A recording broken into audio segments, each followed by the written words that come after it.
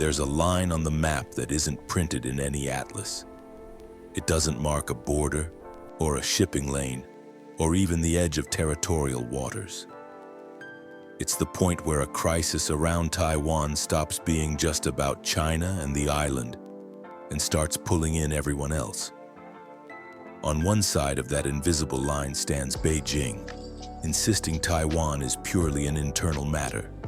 On the other side stands Japan, a country that has spent decades avoiding the word war, quietly building one of the most powerful militaries in Asia while trying not to sound like it.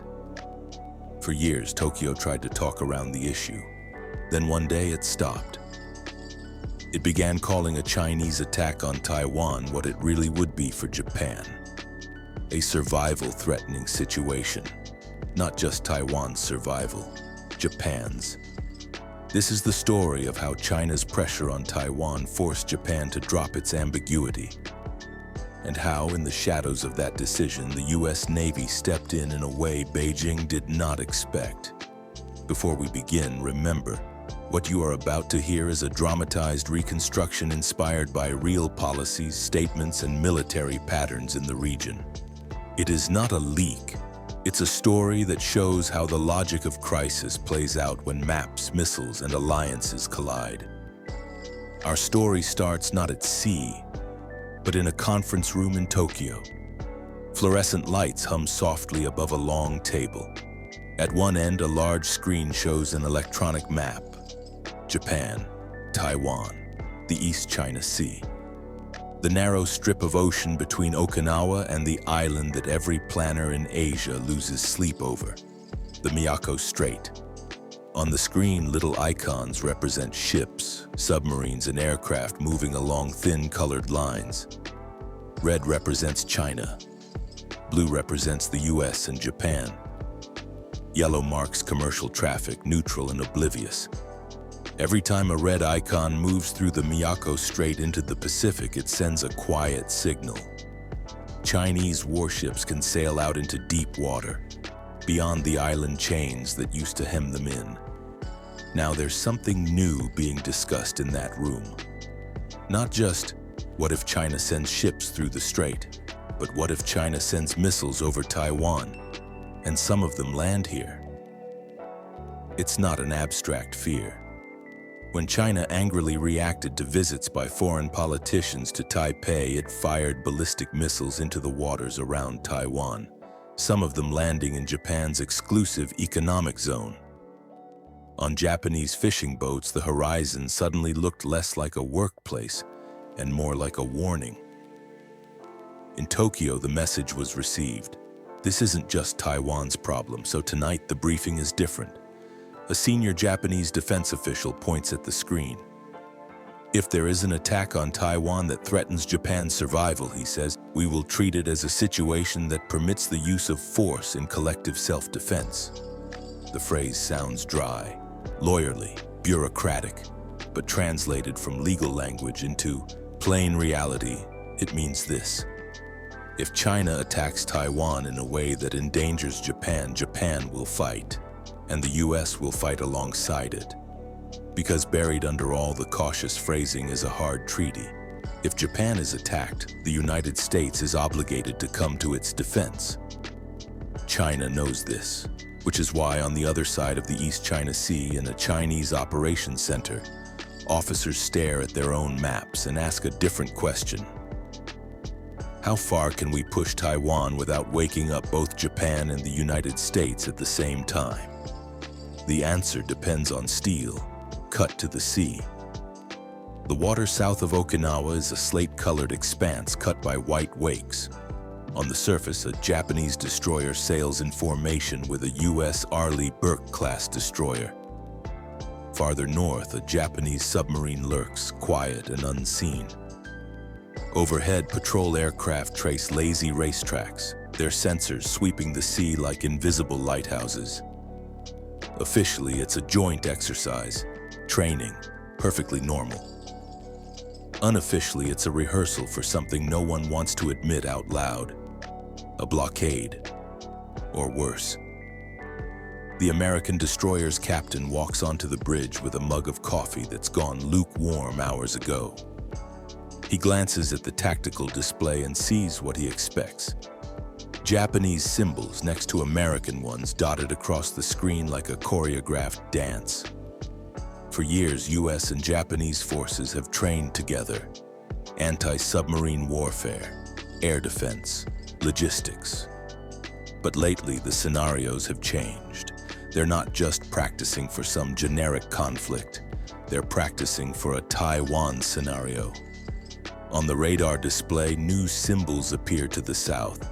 Chinese. A surface action group, led by a Chinese destroyer and followed by smaller ships, is moving up from the direction of Taiwan. Not close enough to cross a line yet, but close enough that everyone watching them starts calculating what happens if they do. In Beijing, official statements talk about routine patrols and protecting maritime rights. On this screen, the movement means something else: probing, testing. The Japanese destroyer, smaller than its American counterpart but bristling with its own advanced sensors and weapons, picks up the contacts too. On its bridge, the Japanese captain feels the weight of history on his shoulders. For decades, his country's military has been carefully called self-defense forces. Its tanks, ships, and jets have been described that way too: defensive, limited, constrained.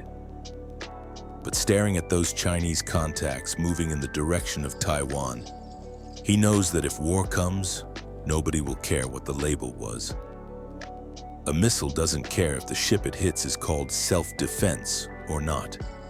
The Joint Task Force's mission tonight is simple on paper: demonstrate presence, monitor Chinese movements, and send an unmistakable message to anyone thinking of testing the space between Taiwan and Japan. They call that space something bland in planning documents. In reality, it's a fuse. As the Chinese ships move north, a new element enters the story. Taiwanese airspace lights up with increased activity. Chinese bombers and fighters fly patterns that stretch to the edge of recognition zones. Taiwan's own Air Force scrambles, intercepting, watching, shadowing. On the US destroyer, the operations officer looks at the growing cluster of contacts overlapping around Taiwan's air defense identification zone. "Looks like they're turning up the heat again," he says. The captain nods. Question is, are they cooking something or just trying to see who flinches first? As if in answer, one of the Chinese ships breaks from the group and adjusts course. Closer. Not toward Japan itself, but toward a gap between Taiwan and the Ryukyu Islands, a gap that matters a lot to planners in both Tokyo and Washington. The Miyako Strait. Every time Chinese warships or bombers pass through that strait into the open Pacific, it sends a clear message. If there's a fight, we can go around you. We don't have to stay bottled up near our coast. Tonight, Beijing decides to make that message louder. The Chinese destroyer increases speed. The Japanese and American ships get the update almost simultaneously. Chinese surface combatant altering course toward Miyako Strait. Speed now 30 knots. On the Japanese destroyer, the captain's decision is simple but heavy. He turns to his officer of the watch. "We will shadow, inform the Americans, maintain safe distance, but do not allow them to pass without escort." For years, Japan has tried to avoid doing anything that could be portrayed as openly joining a conflict over Taiwan. Shadowing a Chinese warship through Miyako isn't by itself an act of war. But doing it now, right as tensions spike around the island, isn't just shadowing. It's a signal. On the US destroyer, the captain receives the same update. He knows what his Japanese counterpart is doing. He also knows something else. Japan stepping up like this would have been unthinkable 30 years ago. Now Tokyo isn't just watching, it's moving. He makes a call of his own. "Bring us into supporting position, we'll back them up, but we'll let them lead." Those words, "let them lead," are the part Beijing did not expect. For decades, Chinese planners assumed Japan would always hide behind American power, that any serious confrontation would be between China and the US, with Japan playing a reluctant, cautious, maybe even hesitant supporting role. But when Japan began calling a Taiwan contingency a survival-threatening situation, that calculus changed. Now, a Japanese warship accelerating to shadow a Chinese vessel is not just a defensive gesture. It's a declaration of intent. The US destroyer slides into a position that gives it maximum visibility but leaves the Japanese ship closest to the Chinese one. To any satellite watching from orbit, the formation is clear. China in front, Japan next, the United States close behind. It's a conga line of power and caution. As the ships approach the Miyako Strait, the air above them becomes busier. Chinese aircraft lift off from coastal bases, flying long, arcing paths that cover both Taiwan and the strait. Japanese fighters rise from Okinawa, cutting their own lines through the sky. American surveillance planes orbit further out, watching everything, saying nothing. On the bridge of the Chinese destroyer, their captain gets his own briefing. Japanese and American warships shadowing. Japanese vessel closing to 5 nautical miles. US vessel at 7. He scowls. The plan had been to send a strong signal. China is not afraid to operate near Taiwan and Japan at the same time, to press its claims and normalize its presence. But now, the picture is more complicated. If he pushes carelessly through Miyako, he risks a close encounter with not just the US Navy, but with a Japanese destroyer that now has political backing to treat a Taiwan crisis as an existential threat. He's been told to show resolve. He's also been told not to start a war. The margin between those two orders keeps shrinking. Back on the Japanese ship, the captain stares through binoculars at the Chinese destroyer's silhouette on the horizon. He knows who's really watching him right now. Not just Beijing, Washington, and maybe most importantly, Tokyo. Is Japan serious about treating Taiwan's fate as tied to its own? Or are those words just another carefully phrased statement meant to appease the Americans? He decides that tonight, ambiguity is more dangerous than clarity. He orders the communications officer to prepare a message on a common maritime frequency, not a private channel, not an encrypted net. One everyone in the area can record and replay later. The call goes out in measured English. Chinese naval vessel. This is Japan Maritime Self-Defense Force warship. You are approaching waters essential to Japan's security. We are monitoring your movements. We urge you to operate in a safe and professional manner and avoid actions that increase tension with our neighbors. The phrase "our neighbors" hangs in the air. Everyone listening knows who he means. Taiwan. It's not a formal security guarantee. It's not a declaration of mutual defense. But coming from a Japanese warship at this place and this moment, it's a statement that would have been unthinkable not long ago. On the US destroyer, the captain hears the message and smiles slightly. Japan didn't call for the Americans to speak for them. They spoke first. He orders his own comms team to follow up, not to overshadow the Japanese, but to reinforce them. Chinese naval vessel, this is United States Navy warship. We are operating with our Japanese allies in accordance with international law. We will continue freedom of navigation operations in this area. We recommend you avoid maneuvers that increase the risk of miscalculation. The phrase "with our Japanese allies" is deliberate. If China was hoping to split Japan from the US, portraying Tokyo as reluctant and Washington as the aggressive outsider, that sentence ties them together in one bundle. In Beijing, analysts listening to recorded intercepts frown. This wasn't how the script was supposed to go. China would increase pressure on Taiwan. Taiwan would panic. The US would bluster and Japan would wring its hands while trying not to get pulled in. Instead, Japan is out front and the US is backing them up. The ships enter the Miyako Strait. On commercial maps, it's just a gap between islands, a route for merchant traffic. Tonight, it's a political throat. Every maneuver is watched, recorded, analyzed. The Chinese destroyer continues forward, but its speed drops. It's no longer racing through, it's creeping, surrounded by eyes.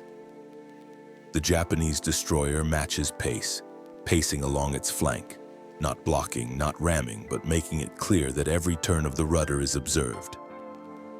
The US destroyer trails slightly behind and to the side in a position where it can bring its powerful sensors to bear not just on the Chinese ship, but on any submarines that might be using the surface encounter as a distraction. At one point, the distance closes enough that sailors on the Japanese and Chinese ships can see each other clearly.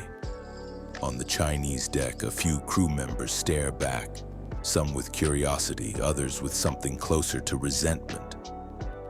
On the Japanese deck, the mood is intense but controlled.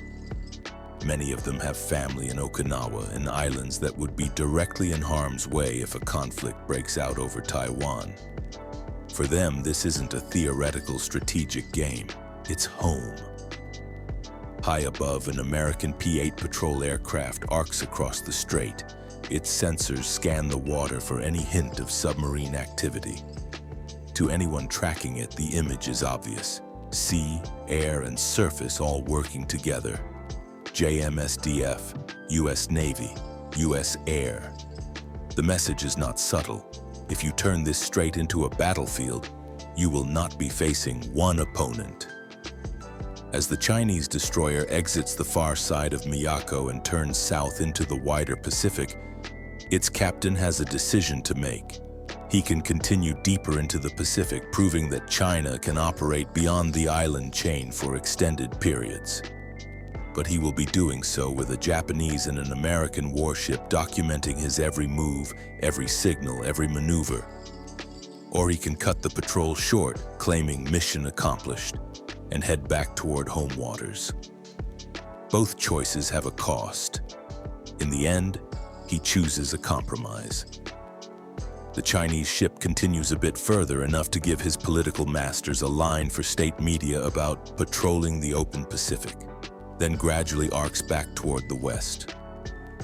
On Japanese and American screens, the new track is noted calmly. The immediate test is over, but something more important has happened than a single patrol path. In the hours that follow, reports begin to move up the chains in Tokyo and Washington. They all include the same key points. China pushed toward the gap between Taiwan and Japan. Japan responded quickly and firmly. The US backed Japan's play instead of just leading its own. China knows this. Taiwan knows this. And now both allies know something about each other they can't learn from speeches alone. In Tokyo, when officials talk about a Taiwan contingency being a survival-threatening situation, they're no longer just reading lines on a page. They're remembering nights like this one, on the American destroyer's bridge, as the tension slowly drains away and the horizon returns to a quiet line under a pale dawn. The captain reflects on what just happened. The real surprise tonight wasn't China's move, it was Japan's. By calling in the US Navy not as a shield to hide behind, but as a partner to stand beside, Japan sent Beijing a message. If you push Taiwan hard enough to threaten our survival, you will not be facing the old, hesitant Japan of decades past. You will be facing a Japan that's decided its fate is tied to the islands, with the United States already in the fight by its side. That is the shock Beijing didn't expect. Not a missile launch, not a sudden clash, but a quiet, deliberate alignment of ships and nations in a narrow strait, drawing a line that doesn't appear on any map, but may decide the future of the entire region.